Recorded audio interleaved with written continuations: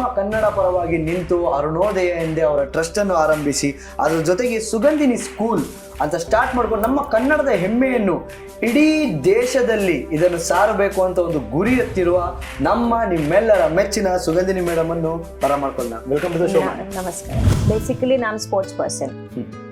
ಅಂದರೆ ನಾನು 5 ವರ್ಷ 3 ತಿಂಗಳಿದ್ದಾಗ ನನ್ನ ಮೊದಲನೆಯ ರೇಸ್ ಸ್ಟಾರ್ಟ್ ಆಗಿದೆ ಚಿಲ್ಡ್ರನ್ಸ್ ಡೇಗೆ.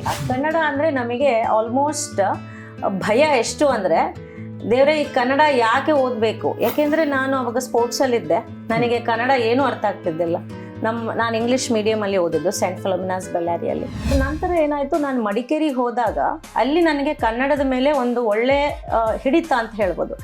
ನನಗೇನು ಬರುತ್ತೆ ನಾನು ಪ್ರಪಂಚಕ್ಕೆ ಅದು ಕೊಡ್ತೀನಿ ಅಂತಲ್ಲ, ಪ್ರಪಂಚಕ್ಕೆ ಏನು ಬೇಕು, ಮಕ್ಕಳಿಗೆ ಏನು ಬೇಕು.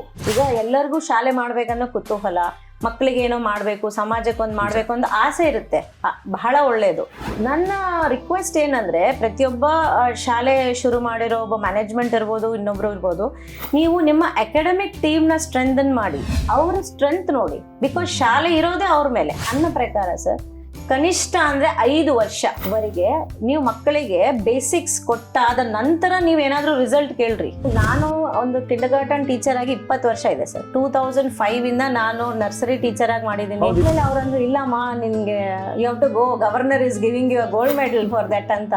I was really I think I scored 84 on 100 ಆವಾಗ 2005 ಅಲ್ಲಿ. ನರ್ಸರಿ ಬುಕ್ಕು, ಇಷ್ಟು ಬುಕ್ಸ್ಗೆ ಇಷ್ಟು ದುಡ್ಡು ಯಾಕೆ? ಸಿ, ಅವ್ರ ಭಾವನೆನೇ ನರ್ಸರಿ LKG ಅಂತಂದ್ರೆ, but that is the basics ಅಲ್ವಾ, ಅದೇ ತಾನೇ ಫೌಂಡೇಶನ್. ಎಕ್ಸಾಕ್ಟ್ಲಿ. ಅನಿಮಲ್ ವರ್ಲ್ಡ್ ಅಂತ ಹೇಳಿ ಕೂಡ ನಾವು ಮಾಡ್ತೀವಿ. At least whenever possible we bring animals to school. ಈಗ cats, dogs, animals, sometimes we get all the sheep.